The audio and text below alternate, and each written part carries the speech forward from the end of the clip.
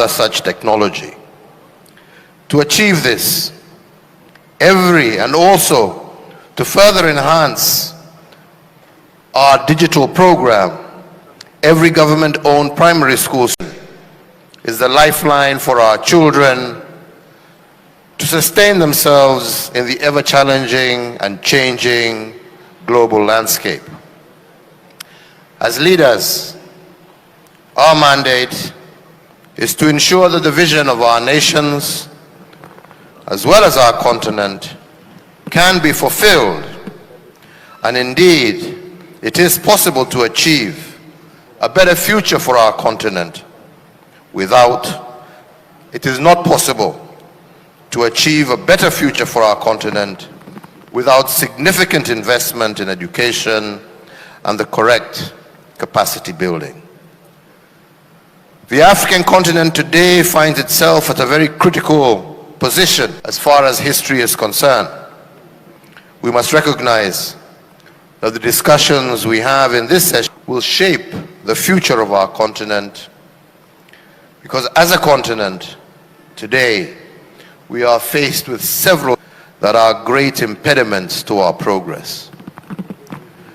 This, however, should not stand in the way of our transformative agenda of change, and that transformative agenda is anchored in education and leadership. In Kenya, we made deliberate efforts to preserve the continuity of education through various developments for the sake of our future. We continue to dedicate resources to stabilize remote regions, to build schools and post educators so that the literacy gap between urban and rural centers could be closed. We introduced free primary education so that no child would be left behind in the formative years of their development. During my tenure, my government intentionally set aside funds and heavily invested in education-based infrastructure. We built classrooms across the country, and already existing classrooms were further improved to enable them to accommodate more students. And this we did in collaboration with local leadership and communities. We went further to establish community-based management schools, where community-based organizations and parent-teacher associations played a critical role in mobilizing resources and managing schools, as well as carrying out an oversight role. This ensured that our children did not have to travel far to get a good education. As a government, I initiated the 100% transition from primary to secondary level education.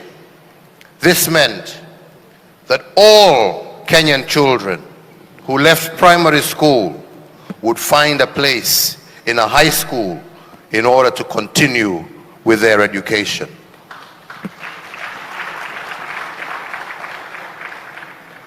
This program ensured that our children from across the country got equal exposure to learning opportunities regardless of their socio-economic background.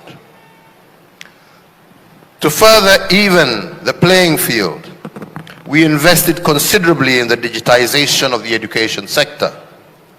Digital literacy was a key priority for Kenya, to ensure that our children were not left out of the global village. ICT laboratories and centers were set up by government to enhance learning environments and digital literacy. Our vision and goal was to ensure that every Kenyan child had the same opportunity, and we embarked on a program to give all children an equal fighting chance in the fast-paced and ever-evolving global village. Our two projects involved re-energizing and refocusing of the education curriculum and improving digital literacy. This also led out to a multi-pronged rollout of ensuring that every single primary school in our republic was connected to the electric grid, and where the grid was not, was powered through solar and other such technology. To achieve this, and also to further enhance our digital program, every government-owned primary school student was to receive a tablet to breach the gap of digital literacy between urban students and children in rural areas. We went further to introduce the competency-based curriculum designed to equip our children with skills and to give them a hands-on approach in problem-solving techniques through assessments made in every stage of their learning. This curriculum ensures that the child's talent is identified and therefore nurtured, them with the opportunity to cast their nets wide when it comes to a selection of a profession. Excellencies, ladies and gentlemen, I share our experiences in Kenya to illustrate the importance of functional education and the place of political leadership in making this dream a reality. Political goodwill is very key in implementing strategies and mobilizing resources to unlock the potential that lies within or outside our continent for sustainable growth and prosperity. As a continent, we must look at our curricula in comparison with the changing global needs and embrace them that aims to foster critical thinking, innovation, and creativity, as this will bolster the continent to unmeasurable heights.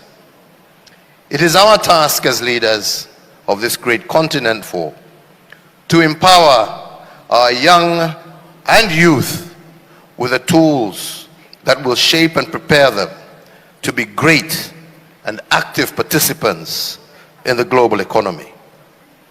It is equally our duty to ensure that our young people become effective agents of positive change in their communities.